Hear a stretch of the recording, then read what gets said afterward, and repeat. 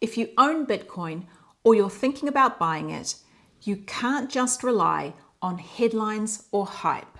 To really understand why Bitcoin has grown so rapidly in the last decade and why it's so important, you need to be able to read a few simple charts and understand some basic numbers for yourself.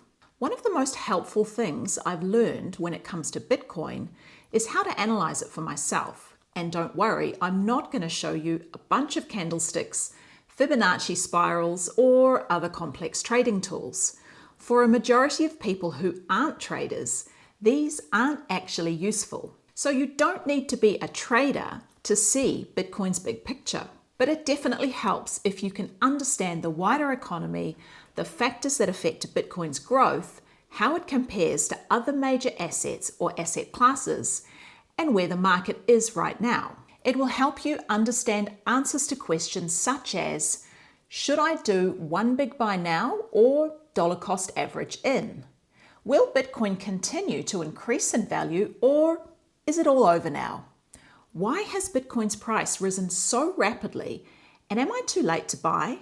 Or even, why do I feel poorer every year? Rest assured, you don't need any specialist knowledge, just a few free, simple public resources that anyone can read will help you gain a bigger picture. And in this video, I'll show you 8 of my favorites. Now, I actually have more than 8 resources for you, but I had to cut it down for this video or you'd probably be asleep by the end of it. You can find the full list with all of the details, plus my free downloadable Bitcoin 101 analysis kit in the Substack post linked in the description. In return, I ask only that you subscribe to my Substack. It's free and you'll be notified when I make a new post. Let's get right into it. Okay, so the first resource that we're going to have a look at is the long-term Bitcoin price chart. So we're going to start with Bitcoin-specific resources. The first step always is to zoom out. Forget short-term price swings and look at the big picture. That price dip that we just had this past week, it's just a blip. It disappears when you look at long-term price movement of Bitcoin. This CoinGecko price chart shows Bitcoin price moves since 2013. And you can clearly see that despite the volatility, Bitcoin's price goes up in the long term, a lot. Up here, you can toggle between linear and logarithmic charts. Log is better to see relative changes in Bitcoin as opposed to just nominal changes. If I change it back to linear, you can see it completely flattens the first few years. But change it back into log again and you can see exactly what was happening with the price movements. So now you can see the real pattern with Bitcoin. Sharp rises, steep pullbacks, but the long-term trend is upward. In the free kit, I've also included a link to the Bitcoin halving countdown, which shows you how Bitcoin's inflation rate is decreasing over time. I've also included links to charts showing how fiat currencies are losing purchasing power versus Bitcoin, which provides useful context for why Bitcoin keeps appreciating in the long term. So the second resource we're going to take a look at is Bitcoin Exchange Balances. This CoinGlass exchange balance chart tracks how much Bitcoin in total sits on exchanges like Coinbase, Binance, or Kraken in real time. Since early 2024, exchange balances have fallen almost 25%. Why does that matter? Coins on exchanges are the easiest ones to sell. When balances drop, it usually means that people are moving Bitcoin to self-custody wallets or hardware wallets, meaning there are less of them to sell. Scarcity tends to be bullish. In the kit, I've also included links to 2 Bitcoin cycle charts. First, the Pi cycle top indicator chart, which has identified the cycle tops with a lot of accuracy in the past. And second, the Bitcoin MA multiplier, which helps you to identify any overbought or oversold periods. Both of these charts can give you an idea of good times to buy extra Bitcoin and also when Bitcoin might be nearing a price peak. If you are finding this video useful and you're learning something from it, please hit the like button, subscribe to my channel, and make sure you turn on the notifications bell so you are alerted when I drop a new video. Now let's check out the next chart. The third resource I have to show you is the Global Asset Returns Infographic from Visual Capitalist. So this infographic provides something called a Sharpe ratio, which compares how different assets perform when you adjust their returns for associated risks. And you can see that Bitcoin has dominated over the 5 and 10-year periods. A high Sharpe ratio means you're getting more return for each unit of risk. Bitcoin has consistently beaten the S&P 500, the NASDAQ, gold, and the US dollar, even while being volatile. That's why it's called an asymmetric bet, more potential upside than downside. And you can see that the big loser here is the US dollar with a low to negative Sharpe ratio. And a negative Sharpe ratio means risk without reward. Also in the kit is a chart showing Bitcoin's market dominance versus all other cryptocurrencies. Spoiler alert, nothing else even comes close. So resource number 4 is the global M2 money supply chart. So here's the big macro picture, global money supply. This chart is a really important one. It shows how much new money central banks have created in the last decade. And when you line it up with Bitcoin, the correlation is striking. I recommend switching off this M2 growth year-on-year percentage, this green line up here in the legend, by clicking on it. I think it's easier to read this chart without it. So M2 supply trends up in the long term, with big surges during crises like 2008 and 2020, as you can see here. Whenever money supply jumps, Bitcoin tends to rise. When supply contracts, Bitcoin usually falls. But contractions are only ever temporary, whereas M2 expansion over the long term is guaranteed.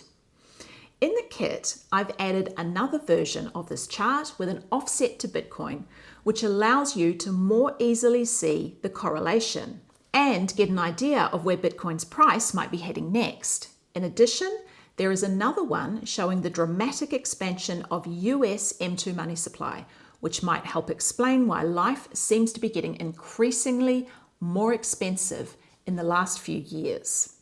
And it's not just limited to the US dollar, by the way. All countries are busy expanding their money supply. You can do a search for the M2 money supply chart for your own country. By the way, just be aware that some countries use M3 or M4 money supply, though as long as you use the same measure consistently, you'll see the same pattern, constant expansion. If you want to take a look at the loss of purchasing power of the US dollar over the past 100 years, take a look at the Visual Capitalist infographic link that I've also included in the kit. And to see your currency measured in Bitcoin and how that's changed over the years, you can use the XE link provided. And finally, if you want to see a visual demonstration of how cost of living has changed in US dollars versus Bitcoin, there is a link for a chart provided. You probably won't be surprised to learn that it went up in dollars and down in Bitcoin. So the fifth resource that I'm going to share with you is the US debt clock. This is a powerful real-time snapshot, trillions in debt and climbing by the second.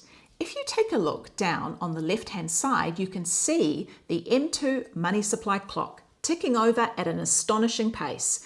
Really, if this doesn't help bring home just how fast our currencies are being debased, then nothing will. It's a reminder that the fiat system depends on endless borrowing and printing, the exact problem Bitcoin was designed to fix.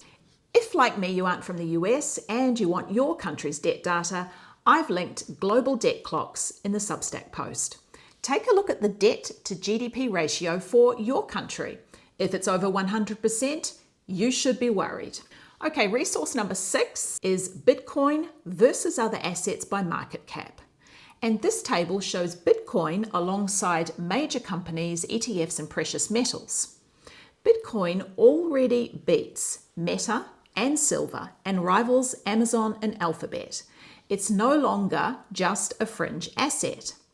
But compared with gold, which is also considered a hedge against currency debasement, it's still small, which highlights how much room there is to grow if Bitcoin continues to establish itself as a store of value. For a broader view, I've linked a chart in the kit showing Bitcoin versus all global asset classes.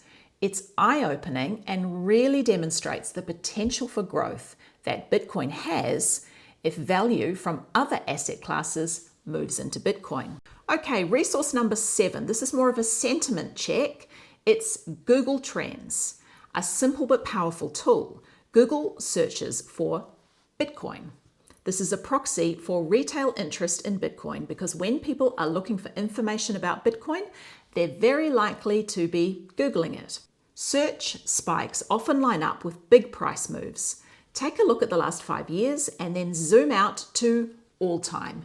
You can see that retail interest peaked in 2017 and then again in 2021. Right now, interest is far below those highs, despite Bitcoin pushing to new levels in 2025.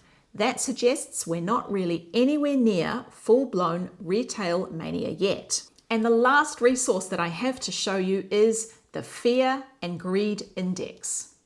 This sentiment gauge shows when the market is fearful, which often means good buying opportunities, or when it's greedy, which often means it's overheated. The bright green dots represent greed and the red dots represent fear. It incorporates a number of different indicators to come up with an overall score. You can click and drag to zoom in if you want to see more detail. The chart overlays sentiment with Bitcoin price. Extreme greed usually aligns with new highs, and extreme fear shows up in deep corrections.